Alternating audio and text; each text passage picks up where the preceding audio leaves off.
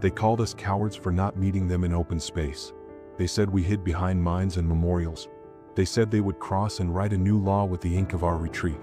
The coalition sent a vanguard of 12, each ship with banners bright and alive on their hulls. They came slow at first, then faster when our lighthouses did not fire. They saw restraint and mistook it for fear. It is an old mistake. We let them make it.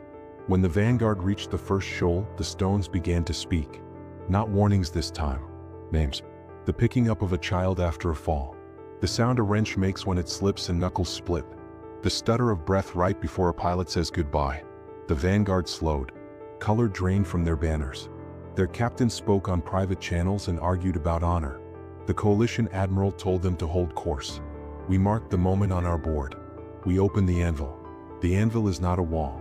It is a patience engine. It bends path lines so that momentum becomes a net. You do not feel it until you try to turn away. Then the turn stretches into a long curve that keeps you inside a pocket of calm where we can reach you without heat. The vanguard felt nothing. They drifted forward. We poured a mist of mirror shot around them, each shard a tiny surface that reflected scans back as lies. Their maps went soft. Their certainty went with it. We asked them to stop. One captain did. We took his ship in our hand and turned it home. We signed his hull with light and sent him away to speak faithfully. The others called him faithless and pressed on. So we answered. We touched their shields and found the seams designed by committees. We hummed a note tuned to their reactors and watched safety strip. We let them keep air. We took motion. We boarded with suits that carry generators instead of guns. There is a moment when an enemy sees you as a person for the first time. It is quiet. It happens between orders and before pride wakes again. We chose that moment to talk. We told them what the border is and why it exists.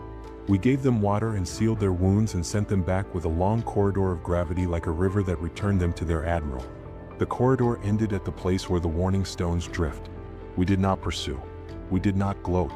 We let them measure the space between their courage and our restraint. Rumor travels faster than light when fear carries it.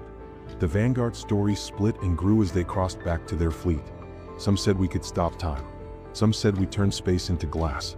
Some said we placed our dead between them and their gods. We only did 3 simple things. We warned. We helped. We returned.